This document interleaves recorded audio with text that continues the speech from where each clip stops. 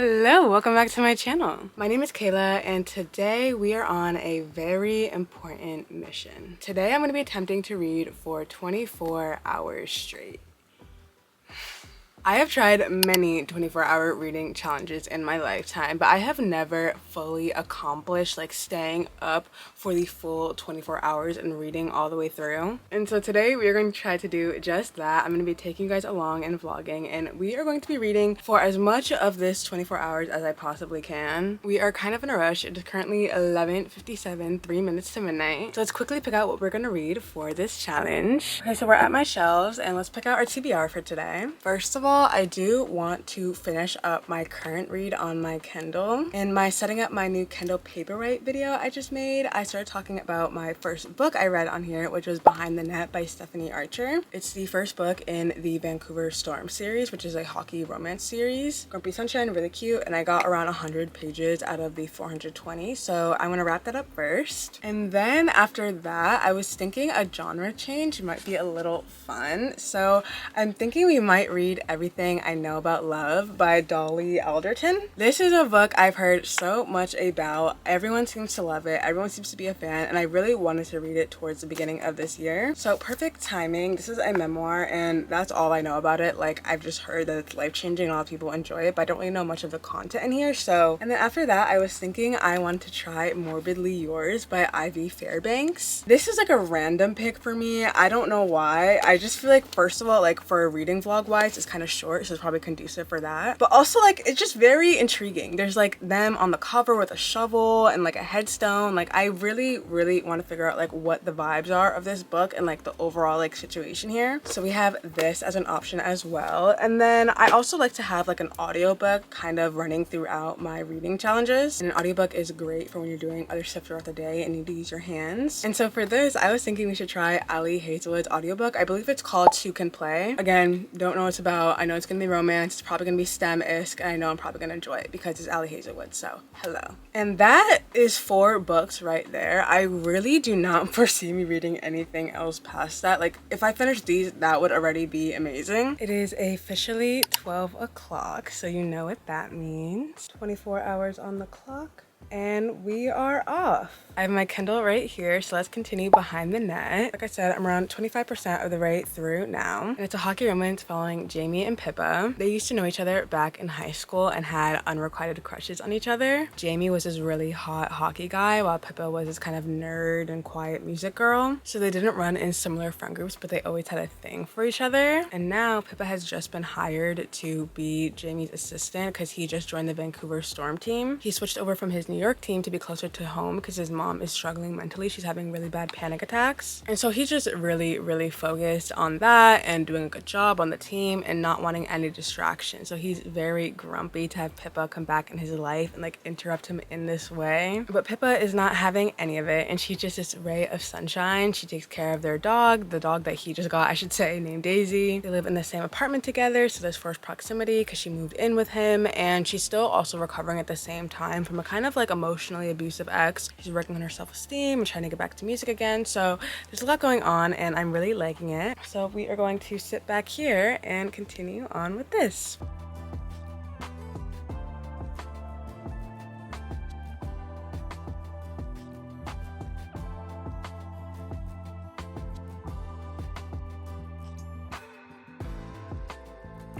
Okay, so I just got to the 50% mark. It is currently 2:26 a.m. So I feel like we're making pretty good progress. Things are mostly the same book-wise as I said from kind of my synopsis. We did have some really cute moments of them together. I really do like Jamie. I was kind of worried because he's kind of an asshole and he doesn't really like express his feelings in words 100% of the time, but he really is like an acts of service king. Like, he's constantly doing things for her. She also has been dealing with a lot of intimacy issues, and so he's been helping her work with that, which I feel like is done in a really sweet way. So the only thing I would like to see for the rest of this book is, number one, for her to kind of develop more into her own singing aside from Jamie. Like, I'm glad that Jamie has gotten her out of her shell and like help her overcome these things, but also I want her to do that for herself. And number two, I just kind of wish that there's a little bit more friendships or like other stuff going on, usually in hockey romances. And I guess it's not like a requirement, but like when I read the off-campus series as well as the Windy City series, those both featured really strong friendships, especially like if you're like on the same team. And Jamie, I know it's part of his character, but he's very like disconnected from the team, and I feel like I've noticed that this time around reading it. It feels different. So I hope we get to see more of that. We met already one side character. I really like him. I think his name is Hayden, I want to say. So I am hoping that we see him in a future book as like a love interest. But yeah, overall things are going really good so far. Like I said, I just got to the halfway point and I'm feeling like I kind of just want to sit in my bed and ride this out and finish this book up. Tiredness hasn't really set in yet, so I feel like we can just power through and finish this one off.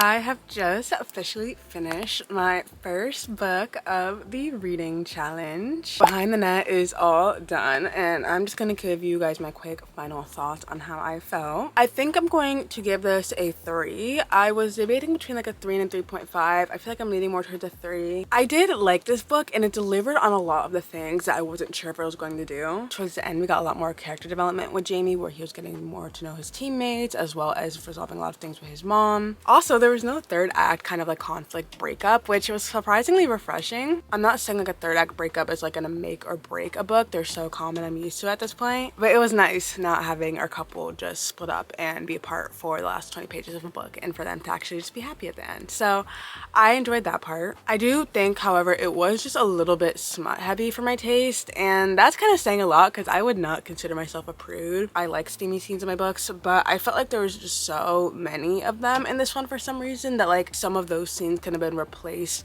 with more like character development and them getting to know each other. But that was like my big main critique. I saw a lot of people commenting on like the nicknames. I personally didn't mind it that much, but I know that might be a pet peeve if you guys hate like weird nicknames in books. And now it is time for our second book. It is currently 9 a.m. My eyes were like halfway closed to the second half of this book until the very end. But I feel really awake now. But I do kind of want a couple of human moments to eat breakfast, get ready for my day, change my outfit, take a shower, that kind of stuff. So not to waste any more reading time because we are a little bit behind, I think we should start our audiobook. I'm going to be listening to Two Can Play by Ali Hazelwood. I use one of my Everand credits and it's 2 hours and 56 minutes. I might even up to 2 times speed. I used to be able to get there. I haven't listened to audiobooks in a while, so it takes me a minute to like work up to that speed again, but maybe we'll give it a go. So I'll probably start this one now. I might not finish it all in one go, but I'll probably pop in throughout the day whenever I need some time when I want to use my hands. So for now, let's start and I'm gonna get ready for the day. Let's start with the good news, Mike says, and I immediately clutch the edge of the conference table to brace myself.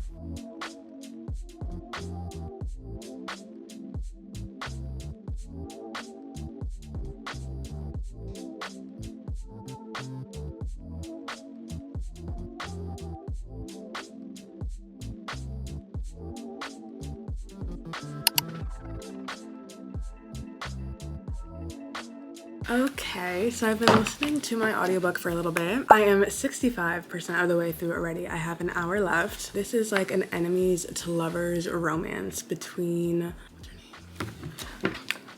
Viola and Jesse. They have kind of a long history. They've known each other for a long time, working in the same field, but they work in 2 separate video game like programming companies and they're rivals. But these 2 companies have to partner together now to make a new game. And this game is really special to both Viola and Jesse because they grew up reading the comics when they were little.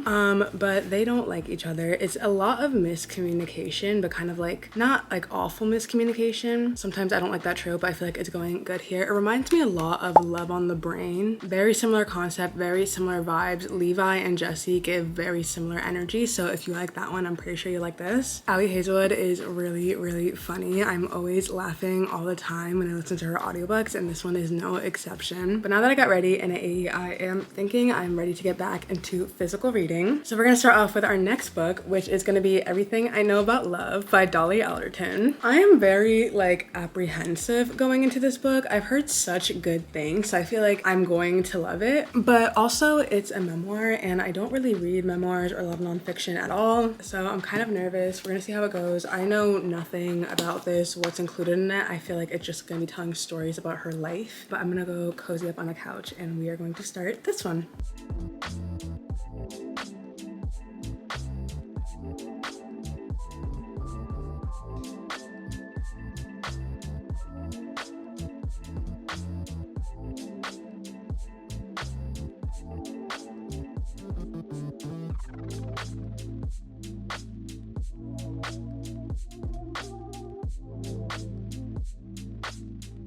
Okay, so it's currently 3 o'clock. It is 9 hours left in the reading challenge, so we are strapped for time. I am not that far into everything I know about love yet. I'm only like 30 pages in already, but I am already loving it. It's so interesting. I am not a big memoir person. I'm not even a big nonfiction person in general. The last time I probably read a memoir was like Prince Harry's memoir when I read Spare, but this is really like engaging and captivating to me. She tells it and it's almost kind of like little mini stories. The chapters aren't that long, so you're not really like in one place at one time. She kind of jumps around and I like it a lot like that. So I'm really enjoying this, but I'm kind of looking for a change of scenery. So I'm thinking I'm gonna go with my sister and we're gonna go check out a cute little coffee shop and I will read there and we're gonna try to make some progress on this.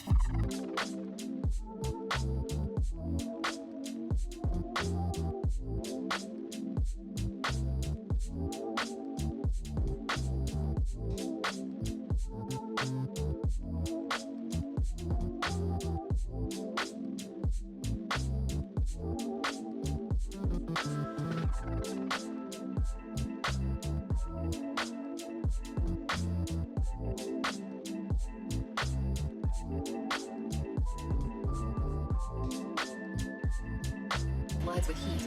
We are barely touching, and I can't remember the last time I was this turned on.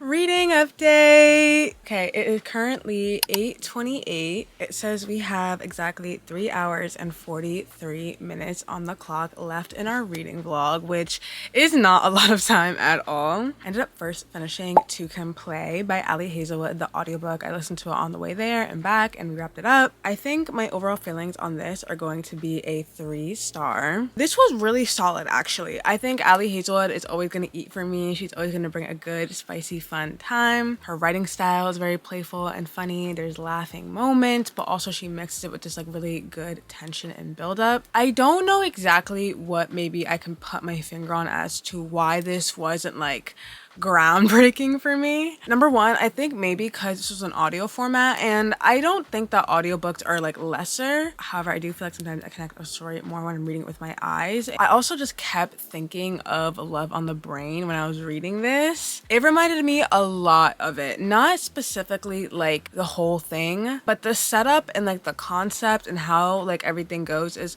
kind of similar. I don't know, maybe that got into my head somehow, but this is by no means a bad audiobook at all. And then I have been reading Everything I Know About Love by Dolly Alderton. And y'all, this book is absolutely phenomenal so far. I am having the time of my life reading this. I'm only on page 80 so far. I've made like zero progress, I feel like. And mainly it's because I just am reading so slowly. And like, I know that's not conducive for like a 24-hour reading challenge, but I just want to take my time with this book. It's so good. It's written just so well. I love her writing style. Like, I feel like I know Dolly as a person reading this. It almost feels like a big sister, like coaching you on all those things you want to know, like asking about growing up. And I just love that vibe. And I'm just totally getting that from this. Boys and dating and going out and partying and drinking too much and body image and all that stuff. Like, she talks about her ED in this book. Like, it's a very, very raw and real book. And I am just having an amazing time. My pen has been my bestie. Let me tell you, I've been like underlining every other page. I do want to really read this, but I also want to take my time on it and not feel too rushed. And I do want to finish another book today, y'all. And I don't know if I'm going to be able to finish that one in time. So I think we are going to pivot really quickly into Morbidly Yours. This looks so quick. It's 300 and something pages. I just feel like it's gonna fly really, really fast. So I think that's what we're gonna focus on for now to be book 3 to finish up. I really want to see if I can fly through this one before our time is up. up. I think we can hack it though. So I'm gonna start on this. I think I'm gonna change into my Snuggie and get nice and cozy in my pajamas. We'll light a candle, throw on some music, maybe make some hot chocolate, and we'll settle in with this. And hopefully we'll power through this for the rest of our reading vlog.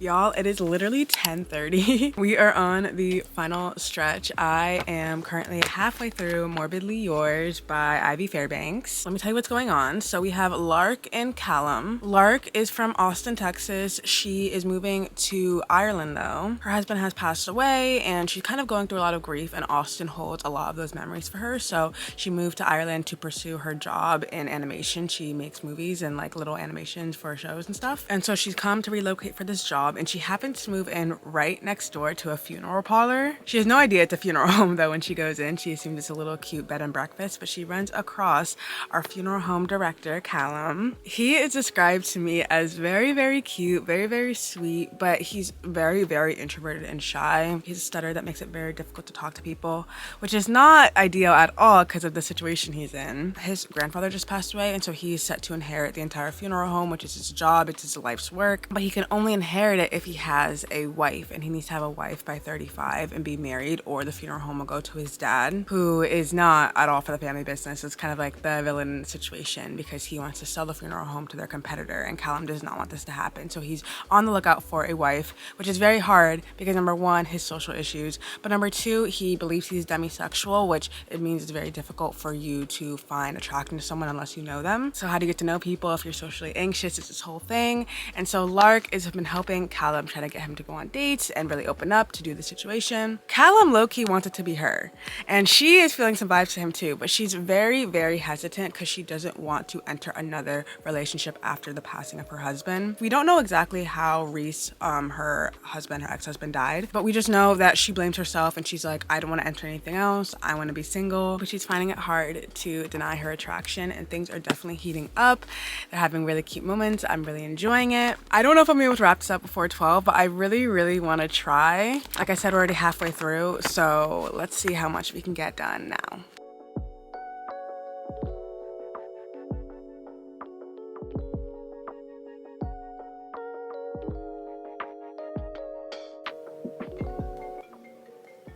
No, it's over. It is currently 12 o'clock now, 12:01. So our reading vlog is officially done. I really want to finish this book though. It was so good. So I think I'm gonna go a little bit past the time. I am so exhausted right now. Like, I'm beyond tired, but I want to finish off with 3 full books done. So we're gonna say past the 24 and wrap up Morbidly Yours.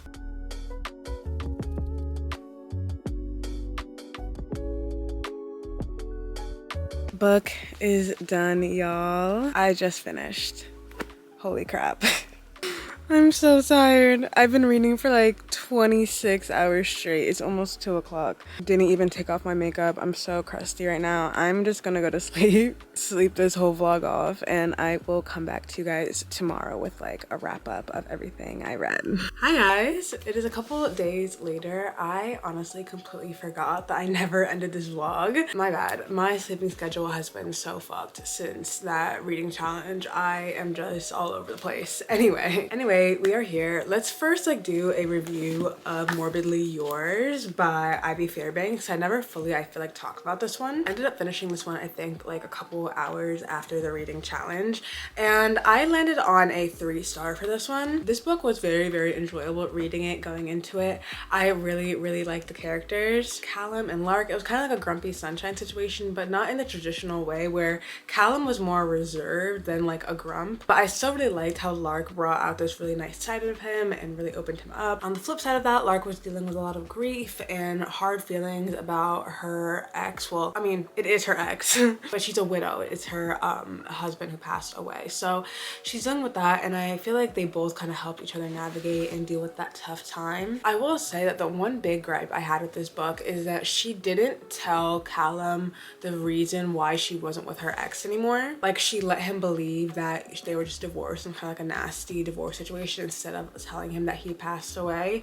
And I don't know, I just feel like that was like kind of a big lie to keep hidden, and like I understood her reasoning, but also I was kind of like so I feel like that's like the only thing that kept me from giving it a 4 or liking it more. But besides that, I think it was a solid romance. It was cute, it was campy. I like that they both had like really interesting interests. Callum ran this funeral home, like I said, and was just like, I guess you'd call him an undertaker. Like, if you guys have ever watched like the Wired interviews and seen like the mortician guy that like does the mortician questions, that literally is who I was picturing. I think his name is like Victor Sweeney. Like, Victor Sweeney is who like I was imagining Callum to be. Like, that's who I pictured him as. But in addition to that, Lark had her own passion. She was really interested in animation. That was her career, and the reason she came to Ireland in the first place was to work in this animation job. And I don't know, I just think it's cool when our characters get more fleshed out and have like real actual interests other than just like each other. So, and then the last book I did want to quickly talk about, like I said, did not finish it in this vlog, so when we do like our final page count, I'll make sure I don't put all of it into like what we read. But I have since finished Everything I Know About Love by Dolly Alderton, and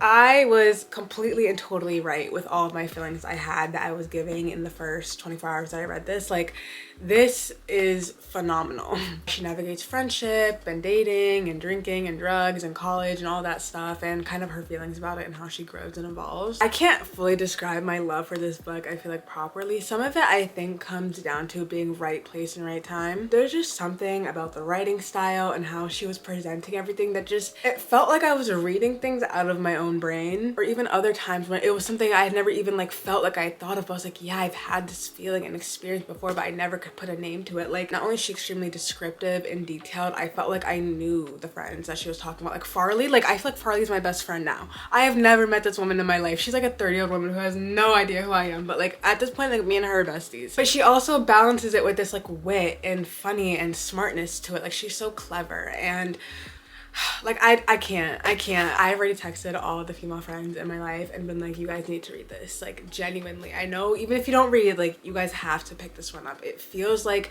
a guidebook to your 20s. I don't rate my memoirs. I feel like it's weird to kind of put a numerical value on someone's personal experience. However, like I said, I would really recommend this to anyone, especially like young women. I feel like almost anyone in that time frame is going to see themselves reflected in this book in some way. So, highly recommend. Okay, and with that, all of the books are reviewed, so I think it's time to do our final page count to how much we read in those 24 hours. The first book I read was Beyond the Net, and I read that on my Kindle. That was 430 pages, but I'd already read 100 before starting the vlog, so I'm just gonna put 330. Then I finished listening to Two Can Play by Ali Hazelwood. This one's kind of hard to put into a page count because it's only listed as like in hours, and it's only an audiobook, so I can't even like see like what the equivalent would be. I looked it up though, and like an average conversion based on the amount of hours would be around 130 to 160 pages. So I'm just gonna put 150 as like a round ballpark number, but that's not certain. And then after that, I read 100 pages of Everything I Know About Love by Dolly Alderton, so I'm gonna add another 100. And then finally, I finished Morbidly Yours by Abby Fairbanks. I know I didn't actually finish it in the 24-hour span. It was like 2 hours after though, and if you count like all the time I took in like walking and doing random stuff when I wasn't reading, I think it counts. So we're just gonna put the total amount, which is 332. So if I add that, our total is 912. Wow, that's actually pretty good. That's almost 1,000. That's almost 1,000 pages read in a day. That's insane. I didn't have a goal or page count. I just wanted to read as much as I can, and actually for the full 24 hours. And I would definitely say I did that and accomplished that, and we killed it. And 912, and having finished 3, almost 4 books if you count Everything I Know About Love, that's pretty good. But yeah, with that, I think we are officially done with our 24-hour reading vlog. Let me know down below if you've read any of these books and what your favorites of them are. Specifically, if you have any thoughts on Everything I Know About Love. That book literally was like a life-changing experience for me. Like, I want to talk about it. So if you have any thoughts, comment them down below. And yeah, thank you guys so much for watching. I hope you enjoyed. Don't forget to like and subscribe, and I will see you in the next one. Bye. Mwah.